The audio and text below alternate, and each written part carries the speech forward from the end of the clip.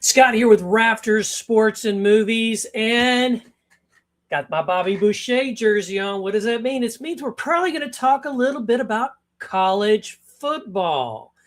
And so with college football comes college football alumni.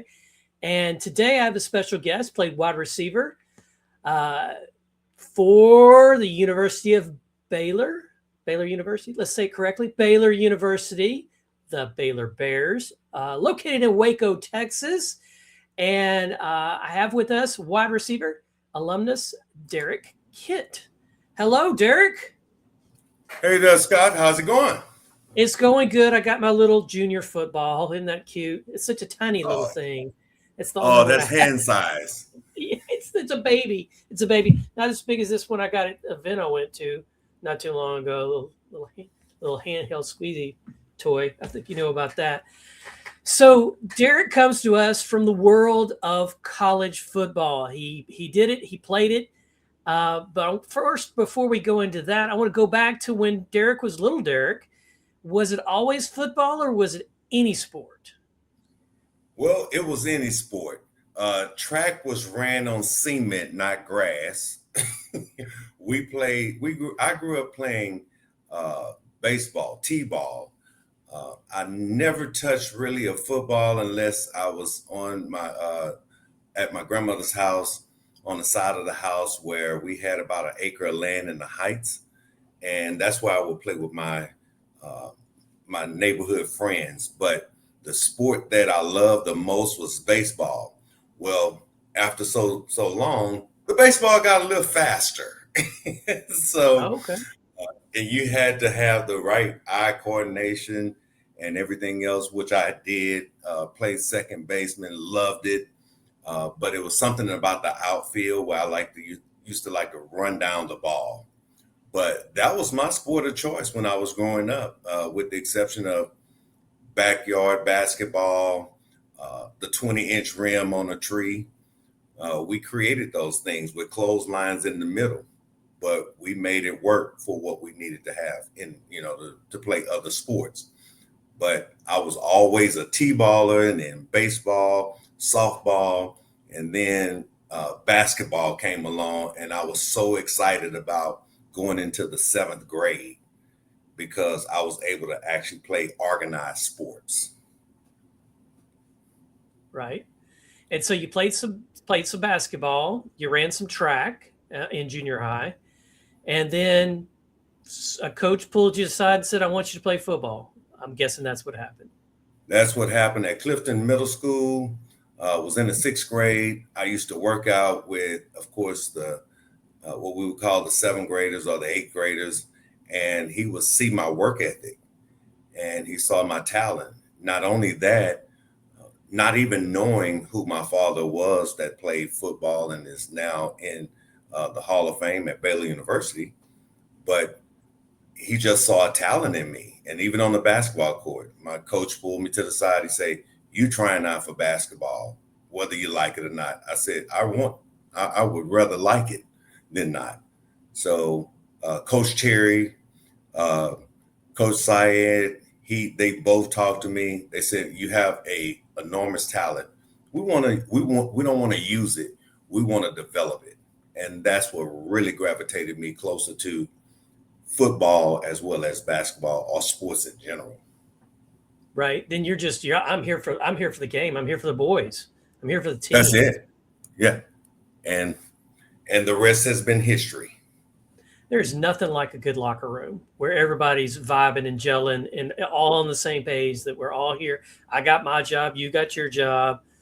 Stay in your lane. I'll stay in my lane. We'll win this together versus what you see sometimes on the field. Absolutely. That was no self. That's one thing I liked about my coaches. And as I was developing young talent, or they were developing a young talent, they always told me that we always hear there's no I in team. But they told me, if you scramble up, put the me and you on the team, and I guarantee you all the eyes would come together. There you go. I like that. I like that a lot. So you're playing basketball. I got to ask you, hold up your hands for me. So did you have big basketball hands? Did they tell you this? Because I can't tell on screen how big they are. I mean, I can palm a basketball. Uh, I could dunk a basketball in the 8th grade, but I used to jump off a crate in my backyard you to did box actually jumps before learn. box jumps were a thing. Exactly. So I was doing box jumps before it was called crate jumps. So we would have the milk carton crate and we would jump off of it just to dunk the basketball in the backyard. Once my brother showed me how to do it, he said you have to have the right steps. And so I even became a better long jumper and a triple jumper, uh, being able to go to area as well as missing state because my senior year I wanted to go hang out with my friends due to the fact that I had already signed my scholarship with Baylor. Uh, but I learned how to jump off a crate at an early age and even box jump to be a better athlete. So let's roll back. You mentioned your dad. So tell us your dad's name and what position he played for Baylor. My dad is Philip Kent Sr. He played running back at Baylor University back in 1974. As a matter of fact, they have a book. His coach Grant Taft, he actually double signed. I don't know if you remember where you could actually double sign, go to a junior college. He went to Oh, Tyler Junior College for 2 years after finishing at Booker T. Washington in 1971 and played at Baylor University for the remainder of the 2 years and held a 3.8 GPA. wow. Graduated also not only with his bachelor's, but then in sports medicine, but then also he actually he's a doctrine in teaching as well as a pastor. So I have been under some great leadership from every aspect of the universe when it comes to developing the habits of sports and implementing a prayer life that not only helped myself, but the family as well as my teammates too. Wow. Not everybody gets that. Not everybody gets that. Not everybody has somebody that has been through it, done it. And you mentioned your brother played for Baylor as well. Well, you haven't mentioned it yet, but you did off screen. So is this junior? Yes, this is Junior. That's my. I have two Supermans in my family, and they both set the bar as high as it can possibly be. He played linebacker. We played together in 1994 through 96, and I had the opportunity to play against him because I was on the scout team. And we would actually have to run plays for their competitors for game day, and they made me better going against the guys that have been there, that knows how the speed or the physicality of college versus high school, and it helped me maintain my integrity to find a way to be just as good or if not better than them. But also, all three of you played different positions. You're a wide receiver. Your brother was a linebacker. Your dad was a running back. So the closest thing to you and your dad and your brother is your dad, because as a wide receiver, sometimes you play the slot back Yeah, or absolutely. the running back, or what you called it, something, a wing back. It's a Wing wing back. back. And Mhm. sometimes that is a reverse, or sometimes you're coming across the backside, and you've got the ball, and away you go. Um, Right. so I'm sure you got some tips from your dad on the running part for sure. And did he do some catching out of the backfield? Did he ever talk about that? Oh, absolutely. My dad, as a matter of fact, in the Cotton Bowl, they played Penn State. That was back when the Cotton Bowl was pretty big in Dallas, Texas. They were the River on the Brazos team that beat some very big teams like Forest, Texas, and Texas A&M when there was a Big 12. Right. If you recall, a long time ago, the Southwest Conference. Well, Definitely remember uh, that. that was a long time ago, but he actually caught a pass out of the backfield and ran the first touchdown against Penn State in the snow, which is very rare in In Texas. People were losing their mind about that.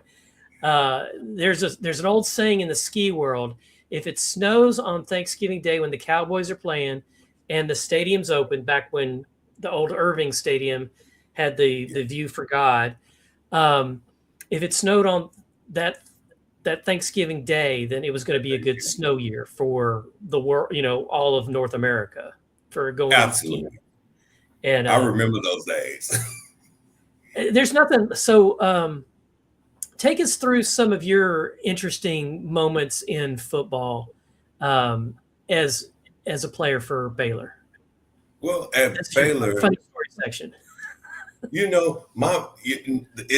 funny that you said that, because at Baylor, the crowd number changed. So the intimidating factor was there more so than being on the field, showing your athleticism. If you had to travel to Texas A&M or Texas Stadium, playing at Floyd Casey Stadium was fun to me.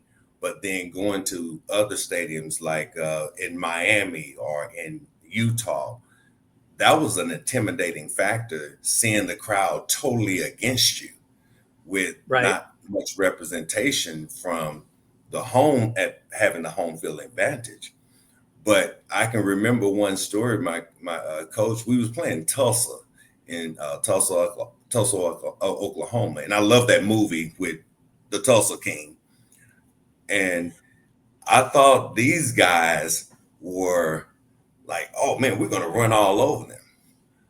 Tulsa didn't have a great football team. They were not known because Oklahoma and Oklahoma State we would call them the big dogs of Oklahoma. But I went across the middle and I got hit by a safety in the thigh. That's when we used to wear thigh pads because we had to. But I wasn't expecting that type of hit from a smaller guy than I was. And when I got up, I went to the other sideline and I started throwing my hands up as if I'm cheering them on. But I was like, somebody please come help me. I'm in the wrong place. But it's always, you never underestimate the teams that you played. I've played against Miami's. I've played against the Michigans of the world. And every caliber of player, not only the Texas A&M. In Southwest Conference, we had Arkansas and Colorado. When we went down to Colorado, you couldn't breathe. The altitude was totally different. So it's a different style of memory for every aspect of playing at that level. So I was told about a tradition at Baylor where I don't know what it's called, but the freshmen run across the field before the players do. That's the Baylor line. Okay. And it's basically the freshmen run, and if they don't stay on their feet, they get crushed by the freshmen behind them because they're all running. And so that was that. I don't, when did that start? That had to start. I want to say that tradition started the old Baylor line because I want to say when my dad was there, they had just kind of started doing the Baylor line run where the freshmen run out on the field. It had to be the year before he got there. I have a picture of the chair where they have the whole entire song that we sing, the old Baylor line. But the freshmen had to run out. I'm glad I was not a part of that because I was actually on the field. Right. So, yeah, you got exempted for that for a reason. You were exempt. I had an exemption for it. Absolutely. Yeah, that's. I mean, it looks really cool when you're watching it on TV or when you're there in person. But when you think it through, it's like somebody's going to get hurt. Absolutely. Now you're talking about rushing the court or rushing the field. I think Baylor was one of the first to do it as freshmen before the game, even either win or loss. Okay. And the Texas Tech Red Raiders throw tortillas on the field, which is absolutely. I heard about that. And then, of course, the horse comes out. Right, because they're the red they're the Raiders, and that's Yeah, the the horse. Red Raiders. Riders, the That's correct. Raider, which whatever. That's Texas Tech is a whole nother thing, and it's so windy out there. Anyway, very windy all the time. Absolutely. So in playing, you play. Your head coach was not the same head coach as your dad and your brother. They both played under Grant Taft, That's correct. and he was the athletic director when you were there. That's correct. I got to meet him a couple of weeks ago. Great guy, very genuine, and just probably still a wealth of. I didn't have a very long conversation with him, but how is that knowing that they know who your dad is, and they know who your brother is, and they know who you are, and how it all lines up? Did they expect more from you, or they just like, well, we're not worried about him? The other two will take care of, brother and dad will take care of him if he steps out of line. No, Scott, I will tell you, I went into college with the mentality that I had the opportunity to either choose Oklahoma, and that I could have done to go play with alongside my best friend, which was a wide receiver as well and a safety. But I chose Baylor because not only because of the legacy that my dad had left behind, but they were not expecting me to do anything but be me. And I love that about going into it, being recruited by them.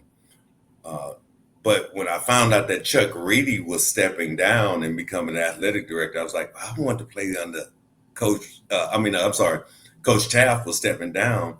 I ended up playing under Coach Chuck Reedy that took over that place. But the expectations for me was greater than what I knew about my father as well as my brother. I never set a bar or a standard. I would always try to exceed, just as I do with the industry that I'm in currently in selling home. I don't set a actual bar to reach it. I actually try to meet and exceed it. And so I was always working harder than other freshmen, even ones that started. I wanted to make sure that not only was I competitive, but I was ambitious. I use this acronym, and I've been using it for a very long time. As a matter of fact, since Baylor, that acronym is AIM. It's to aim. It's to be ambitious, take the initiative, but stay motivated. And where did that come from? I was in an English class, and my professor made a statement because in English, you learn or develop a habit of learning different words. And he wanted the class not to know what he knew, but to become the knowledge of what they can know themselves. And it was a funny story because we had to write a paper that had action words only. I said, I've never written a paper with just action words. And I thought about this acronym back then. And I said, you know what? Staying motivated is the most important thing. And then I said, no, you know what? You got to do something before being motivated. Something has to happen. You have to take the initiative. Okay, but then what happens before the initiative starts?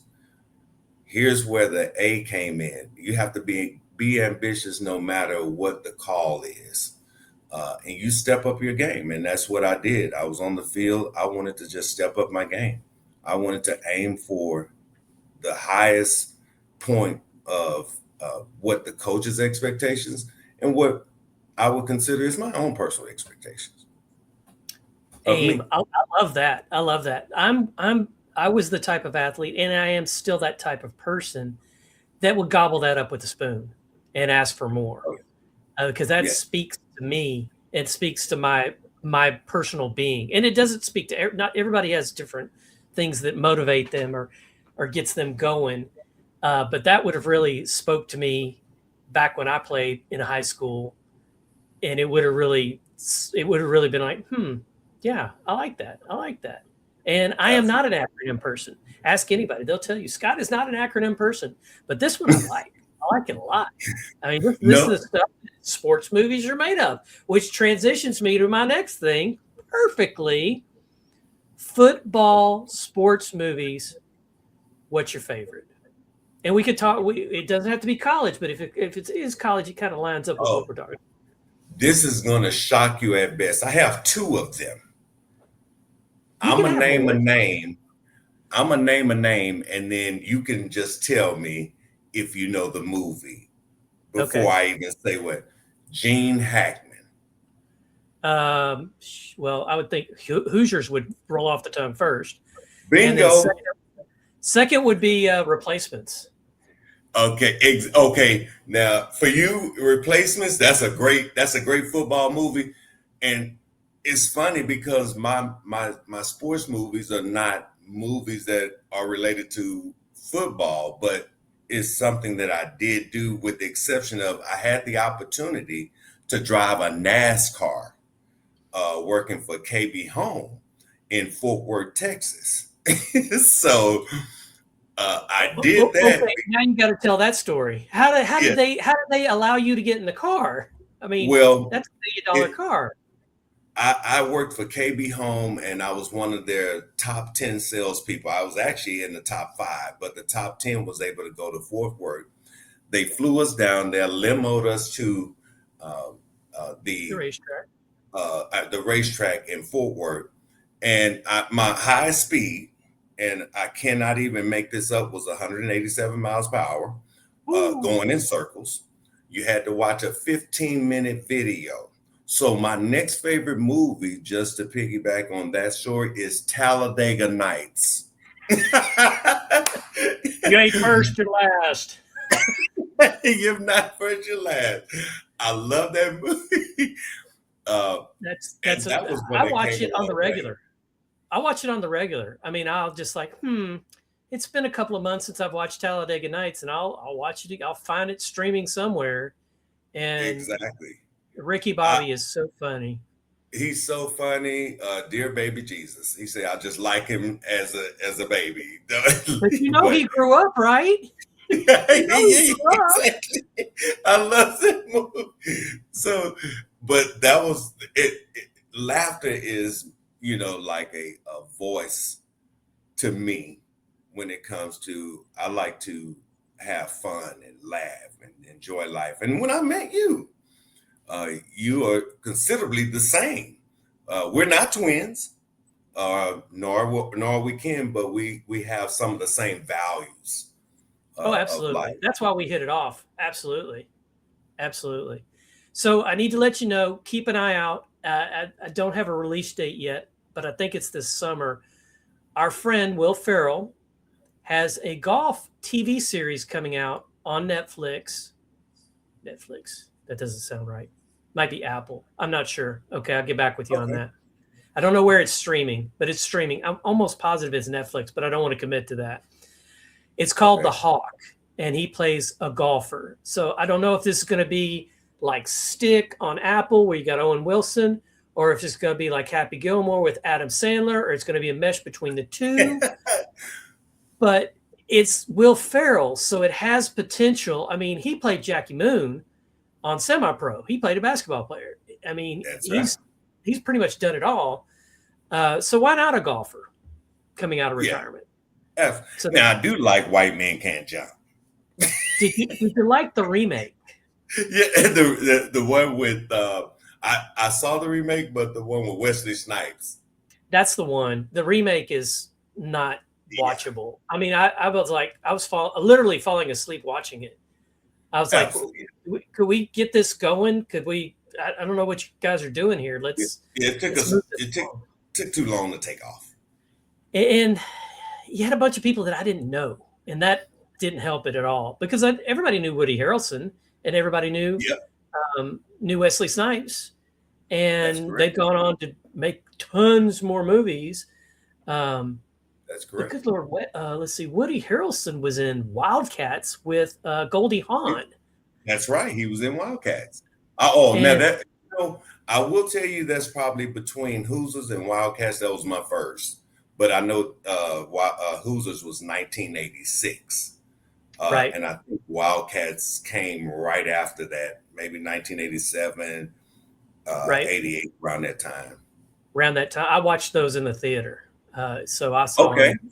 I saw them old school, both those movies. Those were And the only movies that we could watch back in the day. My parents were not, we didn't watch the fighting movies, right. like the Scarfaces or, but once, that's one of my favorite movies, but of course that's away from sports. But yes, we only watch sports or something comical, but we didn't grow up watching cartoons. Our cartoon was outside. Right. Y'all went out and played. Yeah, we need went more. out and played. We need more getting out and play. There's too much fiddling on the iPhone or the Xbox and the PlayStation, whatever. Yeah. There is too much that the kids need to get out. They need to be kids. And they also need to feel safe that they can be kids, but also they need to not watch a bunch of garbage that gets them making bad choices. That is very correct. And unfortunately, I do post on TikTok, but I don't like a lot of the TikTok challenges because they are possibly putting people that shouldn't be watching TikTok in harm's way. That's and correct. So folks that say you can't have a phone until you're X years old and you're responsible enough, I support you on that. But also that's your decision with your children. It's not mine. So I'm not going to get in your way either way. I love my daughter is right now just signed with a university, WBU. I'm trying to remember the name, but she played AAU basketball. She's in the top 5 of her class, has an associate's degree, but Western Baptist University out near Amarillo.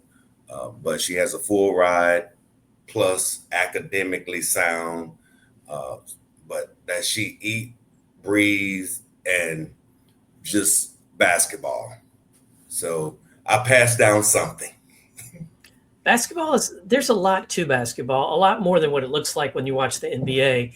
I do enjoy more college basketball than pro because the college game is more structured and the pro game just looks like a pickup game.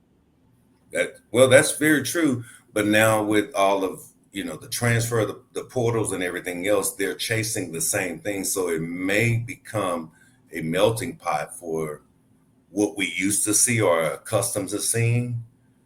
It probably be very equivocal when it comes to your basketball and your football. But I love women's sports because it's a talent it's an unteachable talent for some. Well, and it's still pure at this point. It hasn't been tainted by money and by fame and things like that. Yeah, the WNBA's they've got a league and it's been around, and poor Houston is getting a team again, but we had 4 championships in a row when Cheryl Swoops was here, and just ungodly, and then poof, it was gone. They were gone.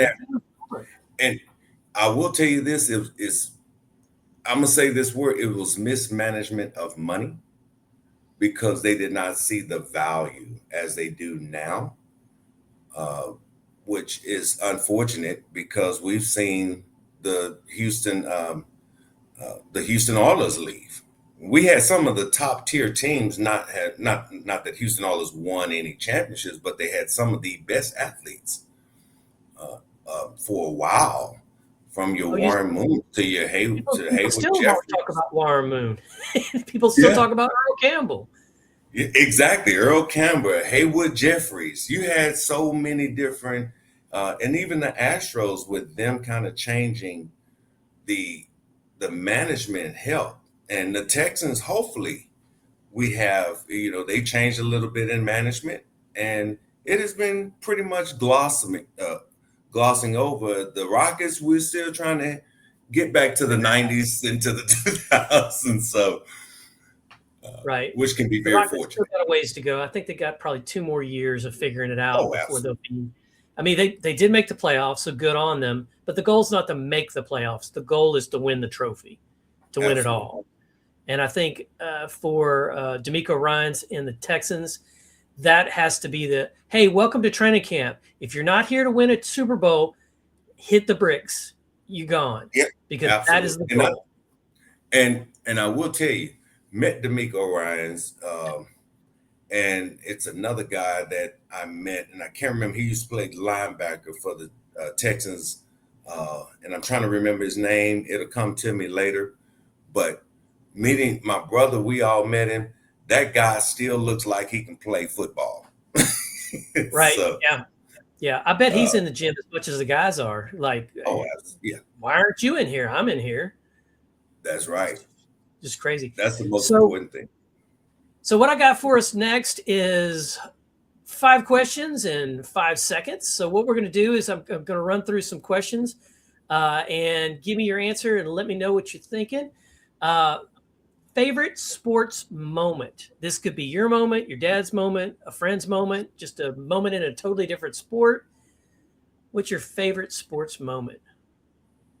Catching my first touchdown at Baylor University against Houston. Okay. So what was the route? It was a arrow route.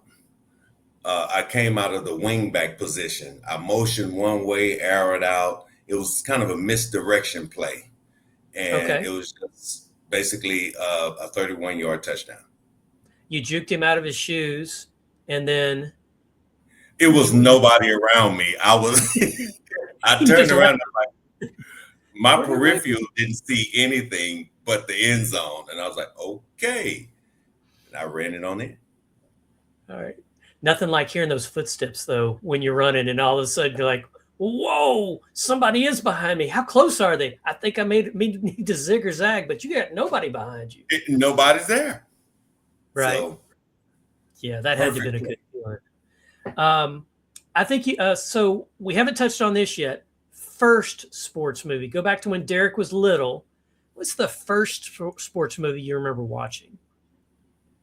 That would be the Hoosiers, because we didn't watch a whole lot of sports. We watched All My Children, Young and the Restless, with my grandmother. Oh goodness! I watched Hee-Haw. Yeah, exactly. Hee-Haw and Orange Welk. So I really didn't watch sports to be the only thing I will say. Far as what I saw, I can't say as a movie, but since my brother's godfather, he played for the Astros, so we used to go to the games all the time, and that's where I just wanted to play baseball. Right, and totally makes sense. Okay. So this one may also be Hoosiers, but I'm going to go ahead and ask it anyway. Favorite motivational sports movie, the one that gets you ramped up to where you can run through a wall?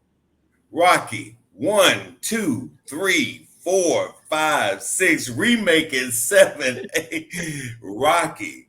Oh my goodness. Rocky is one of the best sports movie because boxing is a sport. And absolutely. Not pull me away from watching the TV with, be it Apollo Creed, or I was calling he was the great Russian. And when Rocky trained the way that he did, that just took it to a whole, I didn't even have the acronym of AIM.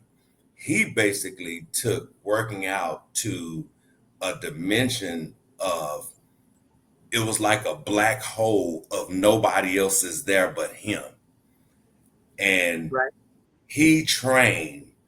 And that's why I used to jump rope. I used to carry stuff. I wanted to be like a Rocky. We had a punching bag. I used to go out and punch the bag. I mean, I just wanted to Rocky. That's all I can say. Sylvester Stallone, he did it. It's amazing too, because he's chipped. He's really ripped and chiseled. He's not in Tulsa Knights, Tulsa King. Yeah.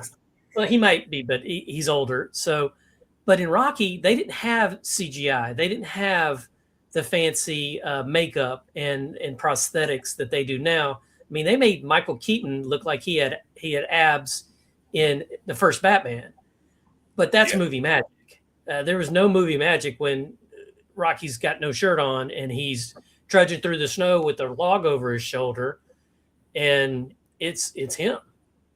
That's right. Him. Yeah. So that log in the snow, right? In like 6 feet of snow, in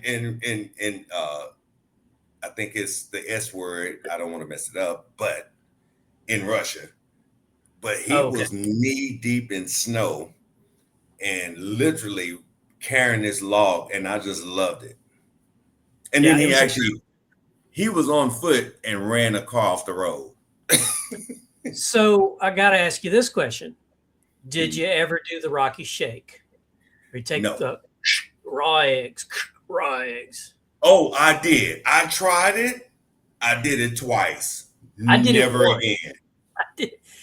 So I just go to the fridge and I grab an egg and I grab a glass and my dad says, "What are you doing?" He said, "I'm gonna crack this egg, put it in this glass, stir it up a little bit, and I'm gonna drink." He says, "You are not gonna like how this turns out." Absolutely. So and then he goes on to say, "Don't waste my eggs. Don't spit it out. Don't spit it out." My grandmother said the same thing. So I cracked one. I did it the way Rocky did it. The next time I say, "Oh, you know what? I'm gonna add a little milk to it." It was still the same. It didn't help. It didn't help. It did not help. So when my son was coming up, I wanted to do the egg thing in his protein shake, but I didn't. I just made him eat more eggs. And it was always omelets, never scrambled, never, lots of very light on everything to try not to diminish the eggs so he could get the protein, which worked because he did bulk up. And when he went to walk on, he was a receiver. When he went to walk on, he was 210 pounds in the Texas heat. By the time the season came around, he was down to 185. Oh, wow. So, and that was his playing weight. Now, everybody else started at 185, dropped down to 165. Wow. So he was right where he should be because you should bulk up before you go to training camp and then let things happen naturally and then get where you're supposed to be. That's my opinion. Well, and I did. I played at, I went into college about 175, 180 roughly. And I got to about 225. I kind of felt sick because I never carried that weight running 4.39s and 4.35s and 4.4s, not so much consistent, but it was just heavy on me. And I tell people now that I train, I said, if you're putting powder in your body, it's like baking a cake because your body is 97 plus degrees. So just think what that does. It expands. It's like baking bread. Got to be careful where you want it to expand. Exactly. It'd be expanding the wrong places. Like maybe you need to lay off the squats. Exactly. Yeah. And then even in the stomach, when you're trying to condition your stomach to lose weight, you definitely don't, you don't want to go more bread or more rice because people don't understand that. Yeah, of course you grow rice, but there's a certain chemical in rice now, which is in everything, that you kind of have to watch and scale back from. Right. So here's my last of my rapid fire questions. Favorite movie, snack, or drink? You can have any snack or drink to watch, settling down to watch Hoosiers again with the family. Maybe some cousins haven't seen it before. Well, I wouldn't call it a snack, but since it's so essential in today's era, I'm gonna speak on today. On today, it would be Wingstop and a Bud Light. Okay, yeah, no, that's why it's anything. This is the magic land. If you could have it, yeah, that would be great. Yeah, I could go for a good burger. That's nothing wrong with that. Oh yeah. So if it's Wingstop is just like my go-to. They have some of the best ranch dressing that you can find around basically Houston in itself. right? And then they come out with different wings, and then they're wingless wings and different flavors that, oh, they got a new flavor. Well, I guess I'm going to have to try it and see if I Absolutely. like it. And I'm not afraid of the ghost peppers or anything like that. I'll try something spicy every once in a while. Any final thoughts before we wrap up?